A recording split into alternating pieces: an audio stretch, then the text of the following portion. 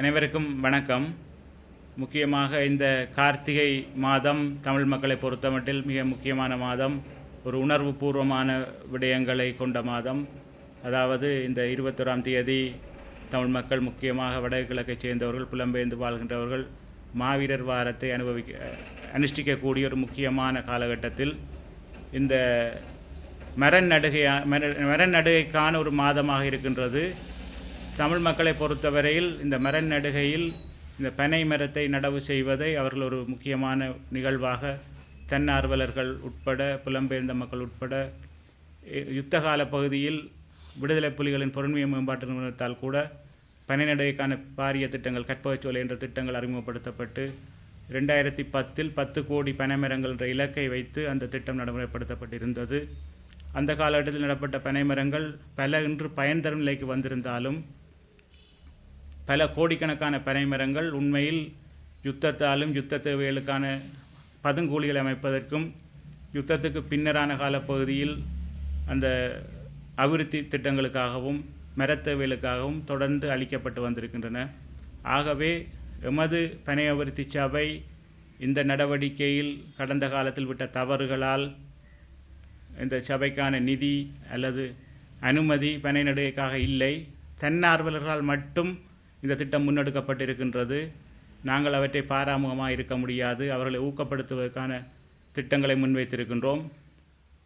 அவ்வாறான திட்டங்களை செய்பவர்களுக்கு எம்மாலான தொழில்நுட்ப உதவிகள், மற்றது நடப்பட்ட மரங்களை தொடர்ந்து கண்காணிப்பதற்கான ஒரு பொறிமுறை உருவாக்குவது உட்பட பல்வேறு திட்டங்களை முன்வைத்து செயல்படுகின்றோம்.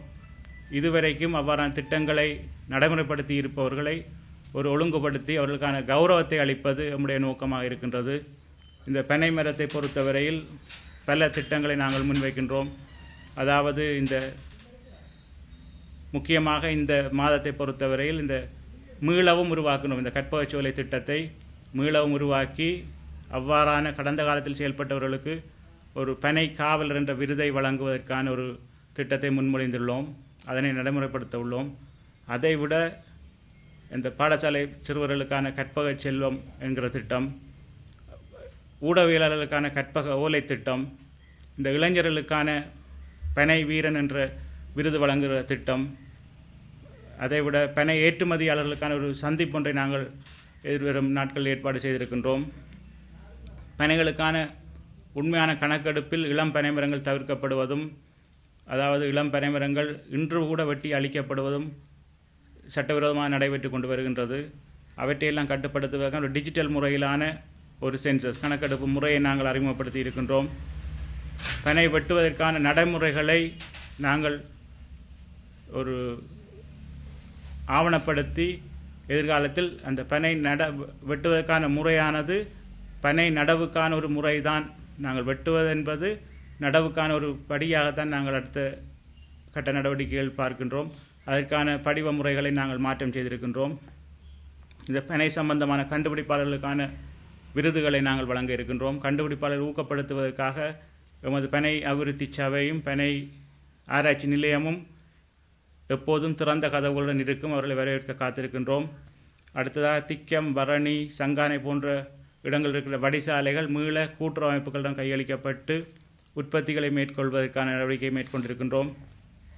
அதைவிட கள் பதப்படுத்தும் நிலையங்கள், கள் உற்பத்தி நிலையங்களில் எமது பனங்களை உற்பத்தி செய்வதற்கான தடைகளை நீக்கி மீள உற்பத்தி செய்வதற்கான நடவடிக்கையை செய்திருக்கின்றோம்.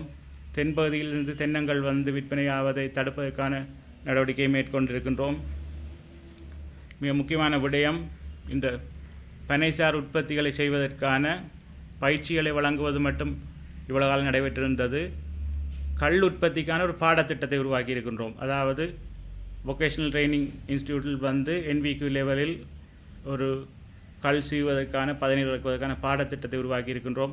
அதை நடைமுறைக்கு கொண்டு வர இருக்கின்றோம். அதைவிட நாட்டில் பிரச்சனையாக இருக்கின்ற கோழி தீவனம், கால்நடை தீவனம், இதற்காக இறக்குமதிக்கு செலவழிக்கப்படுற அந்நிய செலாவணியை மீதப்படுத்துவதற்காக இந்த பனை உற்பத்திகளை தீவன உற்பத்தியாக மாற்றுவதற்கான ஆராய்ச்சிகளில் நாங்கள் வெற்றியடைந்திருக்கின்றோம்.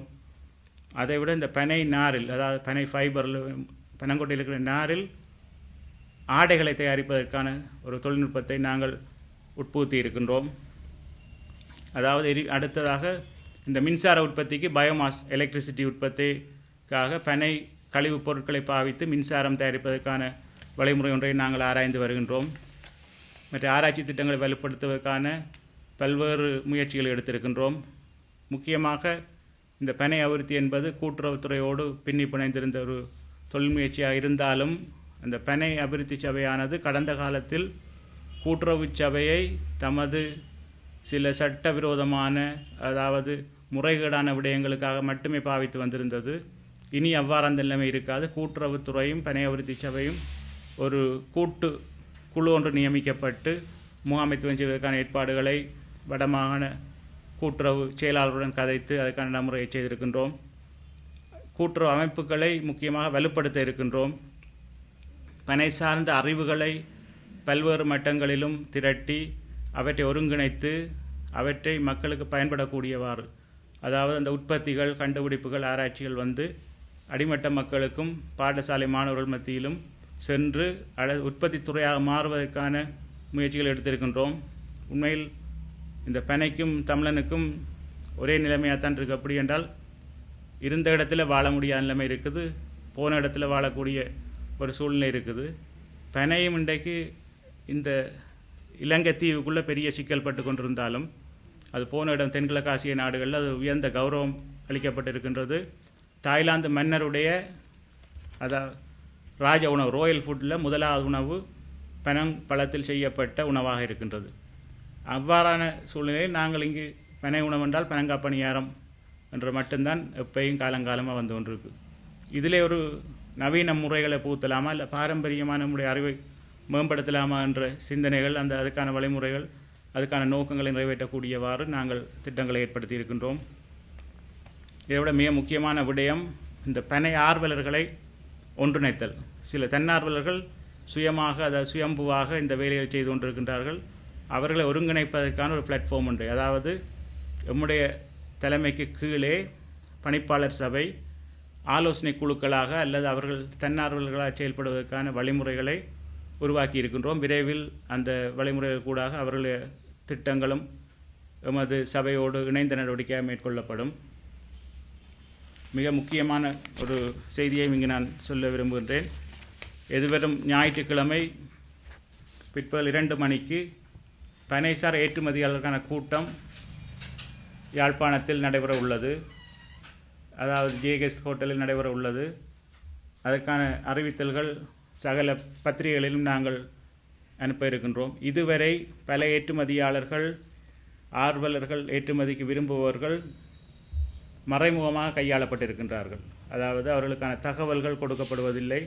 அவர்கள் அந்த துறையில் ஆர்வம் இருந்தாலும் சில செல்வாக்குள்ளவர்கள் மட்டும் அந்த ஏற்றுமதியை செய்திருந்தார்கள்.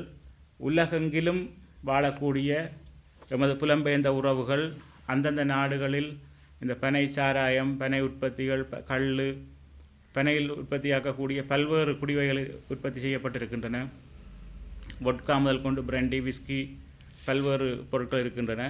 அவற்றை நீங்கள் எங்களோடு வந்து பார்வையிட்டு அவற்றை ஏற்றுமதி செய்து எமது இலக்கை அடைவதற்கு ஒத்துழைக்குமாறும் கேட்டுக்கொள்கின்றேன். நாட்டில் இருக்கிற புதிய அரசாங்கம் ஆட்சிக்கு வரும்போது ஊழல் முறைகள் சம்பந்தமாக தான் முக்கிய கவனம் செலுத்தியிருந்தது. மூடதனக்கிழங்களில் அப்படியே ஊழல் இருக்கா, அந்த சம்பந்தமாக நடவடிக்கை எடுக்கிறீங்களா? உண்மையில் நீங்கள் கடந்த பத்திரிகையாளர் சந்திப்புகளில் நான் சொல்லியிருந்தேன், நிறைய ஊழல்கள் மலிந்த இடமாக எமது சபை இன்றைக்கு இனங்காணப்பட்டிருக்கின்றது. பல்வேறு விதமான ஊழல் மோசடிகள். ஆனால் நாங்கள் தனியாக ஊழலை பிடிக்கிறது, களவை பிடிக்கிற என்ற விஷயத்தோடு மட்டும் கவனம் செலுத்த முடியாது. அபிவிருத்திகளையும் செய்ய வேண்டும். நாங்கள் இரண்டையும் சமச்சீரான முறையில் முன்னெடுத்து கொண்டிருக்கின்றோம். அதாவது கிட்டத்தட்ட 50 வகையான கருத்திட்டங்களை இந்த 20 நாளுக்குள் முன்வைத்து எமக்கான பக்க துணையாக பல்வேறு ஆர்வலர்களின் துணையோடு இதை முன்னெடுக்கின்றோம். அதே வேளையில் திருடர்களை பிடிப்பதற்கான நடவடிக்கையும் சமகால பகுதியில் மேற்கொள்ளப்பட்டு வருகின்றது. நான் நேற்று காலமே எனக்கு ஒரு முறைப்பாடு கிடைத்ததை சொல்ல வேண்டும். திக்கம் வடிசாலையில் களஞ்சிய காப்பாளராக இருந்தவர், கடந்த 10 வருடங்களுக்கு முன்பு இருந்தவர், துப்பாக்கி முனையில் மிரட்டப்பட்டு அந்த வேலையிலிருந்து விரட்டி அடிக்கப்பட்டிருக்கின்றார். நீங்கள் அந்த சம்பவத்தோடு நம்முடைய பழைய தலைவர் கணபதி நடராஜா அவர்கள் கூறிய கருத்தை நீங்கள் கருத்தல்ல, ஒரு பத்திரிகை ஒரு பக்க செய்தியாக வெளிவந்திருந்தது உள்ளூர் பத்திரிகையில். அதாவது அங்கு ஒரு ஆயுத குழு அரசியல் நடவடிக்கை ஈடுபடுற ஆயுதக்குழு ஒன்று அங்கே இருக்கிற பொருட்களை சூறையாடி சென்றதாக ஆயுத முனையில் வந்து. அப்போ சாட்சியங்கள் இப்பொழுது வந்து கொண்டிருக்கின்றன. பல விடயங்களை நான் வெளியில் குறிப்பிட முடியாத அந்த நடவடிக்கைகளை பத்திரிகைகள் சொல்லி நாங்கள் செய்ய முடியாது. நீங்கள் எங்கள் மீது நம்பிக்கை வைக்க வேண்டும். நம்முடைய கடந்த 20 நாட்களில் நாங்கள் வெளிக்கொண்டு வந்த விடயங்கள் அல்லது நாங்கள் பேசிய விடயங்களை நம்பிக்கை வைத்து நமக்கு ஒரு அவகாசத்தை தர வேணும். நாங்கள் திருடர்களையும் பிடிப்போம், அபிவிருத்தியையும் மேற்கொள்வோம். கடந்த காலத்தில் மிக காலத்தில் நீங்கள் முன்னாடி செயல்படுறீங்க. இப்போ உங்களை கட்சியை சேர்ந்தவராக தான் இப்போ மீன்பிடி அமைச்சராக வந்திருக்கேன். குறிப்பாக இந்திய இலங்கை மீனவர் பிரச்சனையில் உண்மையில் இந்த பிரச்சனையில் மீனவர் பிரச்சனையில் இலங்கையில் முதலாக குரல் கொடுத்தவன் என்ற முறையில் அதுக்கான போராட்டங்களை முன்னெடுத்து நடத்தினவன் என்ற முறையிலையும் நான் இந்த விஷயத்தை இந்திய பிரதமர் நரேந்திர மோடியின் விஜயத்தின் போது கூட நான் உண்ணாவிரதம் இருந்து அவர்கிட்ட இந்த விடயங்களை கொண்டு போயிருந்தேன். கடந்த காலத்தில் இந்த பிரச்சனை தீர்க்கப்படாததுக்கு முக்கிய காரணம் அரசியல் சூழ்நிலை. அரசியல் சார்போட அவர்கள் தங்களுடைய தேவைகளுக்காக நடந்த சூழ்நிலையால் தான் இந்த மீனவர், அதாவது உண்மையில் அரசியல் தலையீட்டால் தான் இந்த பிரச்சனை தீர்க்கப்படவில்லை. இது மக்களுடைய பிரச்சனை என்று அணுகி இருந்தால் இந்த பிரச்சனை எப்போவோ தீர்க்கப்பட்டிருக்கக்கூடிய பிரச்சனை. உண்மையாக இந்த ரோலர் தொழிலும் இந்தியாவில் செய்யப்படக்கூடிய ரோலர் தொழிலும் உண்மையில் தடை செய்யப்பட வேண்டியது. அதில் மாற்றுக்கிறதுக்கு இடமில்லை. உண்மையில் நாங்கள் ஆதரவு சக்திகளை இனம் காண தவறினோம். இந்த அரசியல்வாதிகள் எப்படி இருந்திருக்கணும் என்றால் இந்த ரோலர் தொழிலுக்கு ஆதரவான சக்திகளை தான் அவை இனம் கண்டிருக்கணும். இந்த மக்களின் தேவைகளுக்கு ஆதரவான ரோலர் தொழிலுக்கு எதிரான சக்திகள் தமிழகத்திலையும் இருக்கணும். தமிழ்நாட்டில் உள்ள 8 கோடி மக்களும் ரோலர் தொழில் செய்யலை. நாட்டுப்படகு பாரம்பரிய தொழில் செய்கிறார்கள், ரோலர் தொழில் செய்யலை. அவர்கள் கடலில் சில வேலை வர்றது இங்கே கடலில் கரை ஒதுங்கி. ஆனால் ரோலர் தொழில் செய்கிறார்கள் எப்படி வருகணும் என்று சொல்லிச்சுன்னா அவர்கள் அத்துமீறி வருகிறார்கள். அவர்களை இந்திய அரசாங்கம் ஆதரிக்க இல்லை, இந்திய மக்களும் ஆதரிக்க இல்லை. அவர்கள் அரசியல்வாதிகள் என்ற பின்னணியில் அந்த தொழிலை செய்கிறபடியால் அந்த அத்துமீறல் தொடர்ந்து செய்து கொண்டிருக்கிறார்கள். எங்களுக்கு பிரச்சனை தெரியும் என்றபடியால் அந்த பிரச்சனையை தீர்க்கணும் என்ற அக்கறையும் இந்த அரசாங்கத்துக்கு இருக்கிறபடியாலே. மற்றது கடத்தொழில் அமைச்சராக தெரிவு செய்யப்பட்டவர் கௌரவ ராமலிங்கம் சந்திரசேகரன் தோழர் அவர்கள் இந்த மக்களோட நல்லா ஒரு 10 வருஷம் இந்த பிரச்சனைகளுக்குள்ள அனுபவம் பெற்று பழகியவர் என்ற முறையிலும், மற்றது அவர் மென்போக்கான அணுகுமுறையை கையாளக்கூடியவர் என்ற முறையிலும் நாங்கள் இந்த பிரச்சனையை மிக விரைவில் யாருமே எதிர்பார்க்காத அளவில் இந்த அரசாங்கம் தீர்த்து வைக்கும் என்ற நம்பிக்கை எனக்கு இருக்குது.